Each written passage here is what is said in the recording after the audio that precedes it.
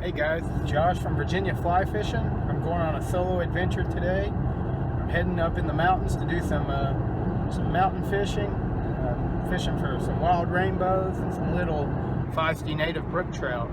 I'm headed down to Pembroke, Virginia to fish Little Stoney Creek. The trail is 4 miles total. It's a loop.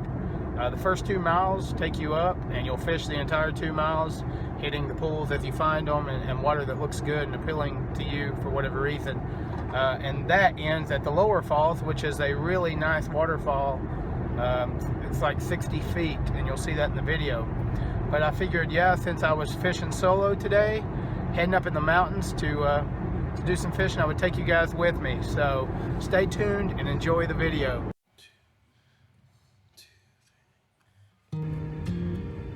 I'm back in the car already, but I want to give a good shout out to Tangent Outdoors.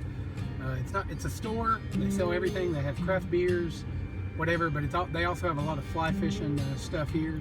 It's a couple miles from the Cascades. You can't get to the Cascades without passing it. Picked me up some fresh frog fanny here, and these guys are always super nice. They have everything you would need for a day trip or whatever. Awesome shirts, hats, everything. Just wanted to give a big shout out to Tangent Outdoors and Cascade Cafe here. Right before you get to the Cascades, I think it's like 4 miles away, but like I said, you can't really pass it. You can't really get to the Cascades without passing it. So yeah, check these guys out if you need to look at some flies. They have a fly selection in there. If you need some frog fanny, some tippet, any other type of floating, or even UV kits or anything for your tying desk. So check these guys out if you're coming to the Cascades. Alright guys, so I'm at the Cascades. It's $3 exact change. Be sure to have exact change to park. Here's the instructions. It's on like an envelope system here. You put your vehicle information and stuff. But yeah, I just want to let you know it's $3 to park, and we're here. We're about to get on the water as soon as I get this thing done. Here's the parking lot of the Cascades here. Restroom, things like that. You can see it's not very crowded. My gear. Just use the restroom. We're about to head up the trail and start fishing. And hatred is a sharp knife held by the blade. It's cutting in your palm till you feel no pain, and burning in your eyes with a righteous rage till the ashes blow away. And love is a thing that you can't define,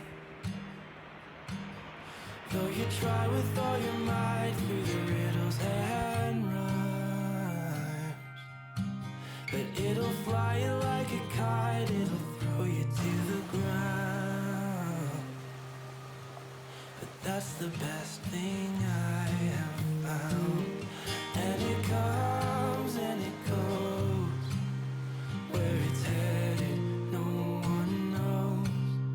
And we come and we go, like the winter and the spring, losing everything just to gain it back again.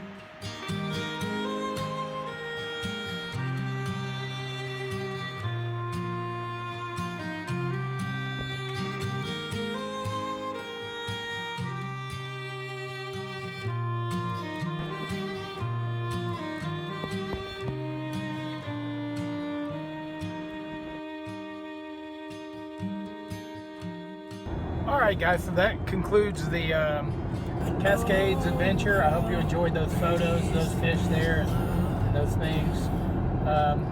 I did not go to the falls. That's why you didn't see any photos of the falls. It looked a lot like rain. I had already caught 13 trout at the halfway point, and I'm alone, so I'm like, well, I don't want to get stuck up here and get poured on. I've already caught plenty of fish for the day. I don't want to get greedy. There was really no point in moving on. I mean, I probably could have caught 13 more in that second half if I really wanted to. But you know, like I said, I was alone. Already I'm a little over a mile back in the woods. I decided to call it a day. I didn't get pictures of all the trout that I caught because these fish are small, as you can tell. As you know, they're wild rainbows and native brookies. So they're hard to hold on to. You can't hardly put a lot of them in the net, or else they'll go through, you know, they'll just swim through the net.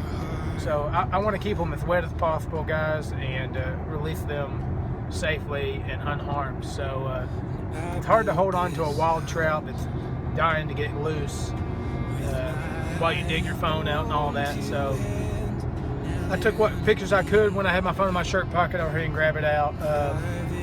There was a couple of really, like that first bow, the big bow that you see on here, the biggest bow. I caught a couple more like that, but they got out of my hands before I could get a picture. And then I caught a couple of larger brookies that also got out of my hands or whatever before it flopped out, before the photo was able to be taken. But again, I don't mind. I want to, when I do take a photo, I try to lift them out, take the photo, and then release them, revive them, and release them unharmed. So, you know, when you're fishing solo, it's always nice to try to get that shot, but you know, it's not worth killing a fish over. But that's another debate for another time, and I'm sure we'll get into that eventually. But yep, hope you enjoyed this. It's been Josh from Virginia Fly Fishing. Be sure to like us on Facebook. The link's in the description of this video. If you like this video, hit the like button. If you like our channel, subscribe to our channel. And hope you guys are doing well. Hope you guys are having great days every day on the water that you go, catching plenty of fish and things of that nature. So tight lines.